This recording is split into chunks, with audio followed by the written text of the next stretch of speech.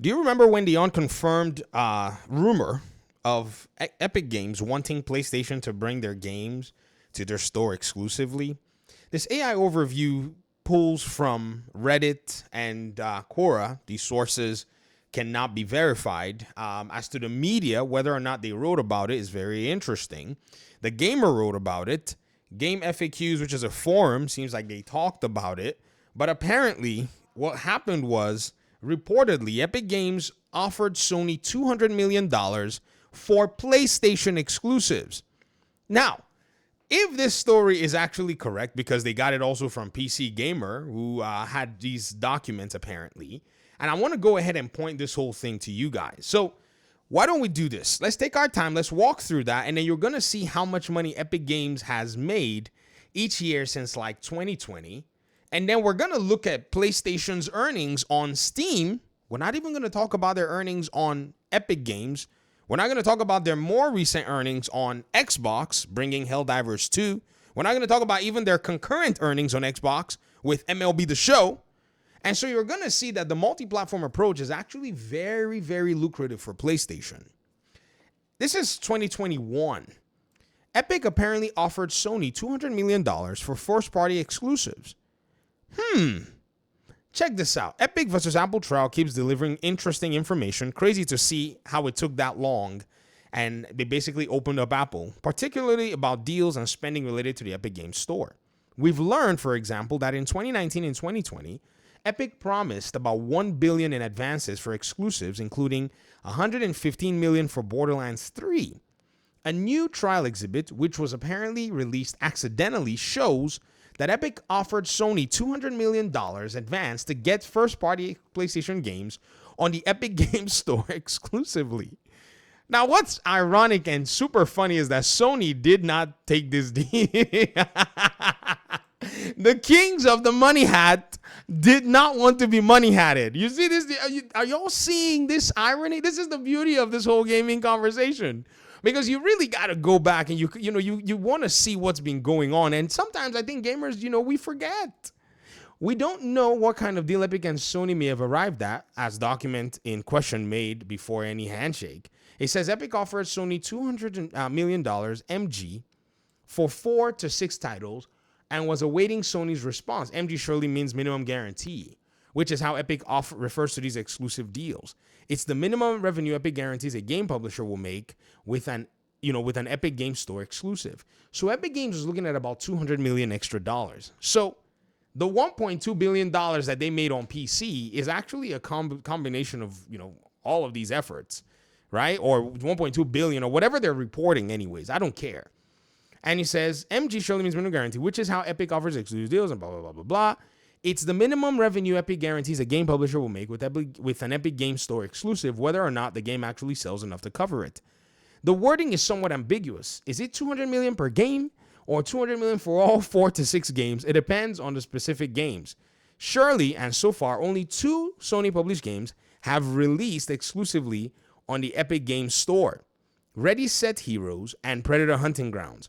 One hopes Epic didn't put down $200 million for Predator Hunting Grounds and $200 million for both. Wouldn't make sense either. Either a totally different deal was struck at the end, or those 2 games are part of a bigger batch of Sony published exclusives coming to the Epic Games Store.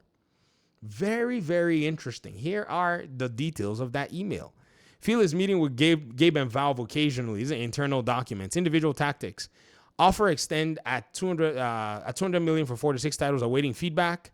MS1P titles, opening conversations, internal feedback from Microsoft. Their PC Game Pass leader is against what we're doing because they're putting brand new games day and date. So apparently Epic is actually seeing this as a problem.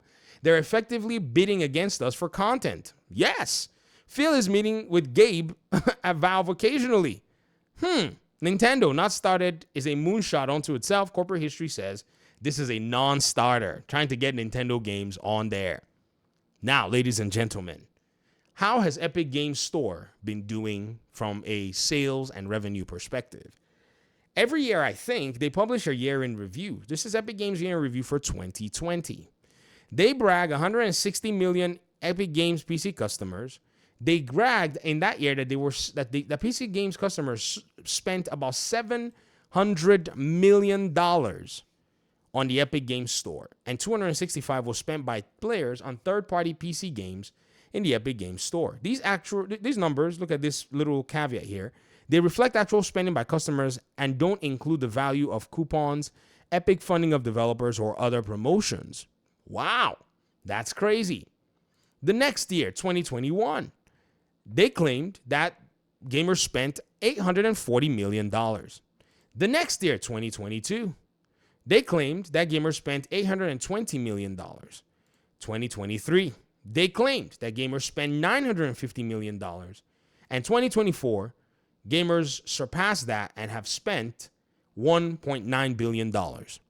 So Epic has been making significant amounts of revenue all this while. Now, why would I bring you through all of these numbers? You can go find it yourself. Just type in, Epic review. But if you look at PlayStation's, efforts on PC, right? And try to follow the interpretation that a lot of the folk who are on the PlayStation side are using, you'd scratch your head in confusion because many of them are positing that only $1.2 billion is what PlayStation made over 5 years. But ladies and gentlemen, if we divide $1.2 billion by 5, we're going to see a number of about $200 million, $240 million per year on average.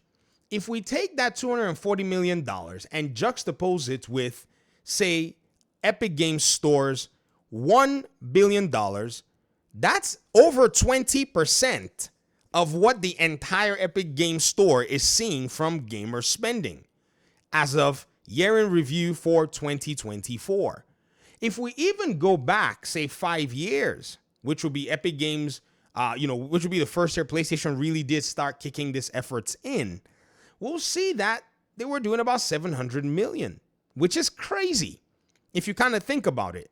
Or if you want something that actually does match and make sense, all of the money spent for third-party games in totality on the Epic Games Store is just a few $1,000,000 shy of what PlayStation made on PC. Why would you think that somewhere, somehow, that kind of money is going to deter them from going multi-plat even more? Come on, somebody think with me. Why would you think that that kind of a total kind of revenue would deter them from going more into the multi-plat realm? Unless, of course, you want to obfuscate one more time and you want to try to make people or fool people into thinking that somewhere, somehow, you know something that we don't. Are you hearing me? You're trying to say that you know something that we do not know.